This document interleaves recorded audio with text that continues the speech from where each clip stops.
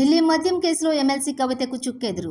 ఢిల్లీ మద్యం కేసులో బారాస ఎమ్మెల్సీ కవితకు చుక్కెదురైంది. ఆమెకు మధ్యంతర బెయిల్ ఇచ్చేందుకు న్యాయస్థానం నిరాకరించింది.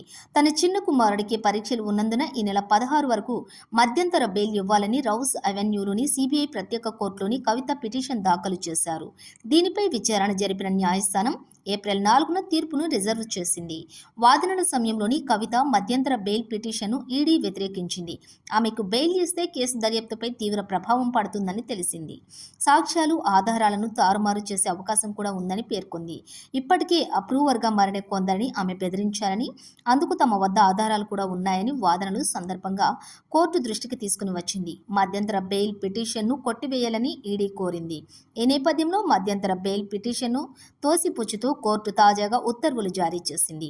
మరోవైపు కవిత దాఖలు చేసిన సాధారణ బెయిల్ పిటిషన్పై సిబిఐ ప్రత్యేక కోర్టు ఈ నెల 20న విచారణ జరపనుంది. ఢిల్లీ మద్యం కేసులో ఈడీ మార్చి 15న ఆమెను అరెస్ట్ చేసింది. మార్చి 26 నుంచి ఆమె తిహాడ్ జైల్లోని జ్యుడిషియల్ కస్టడీలో ఉన్నారు.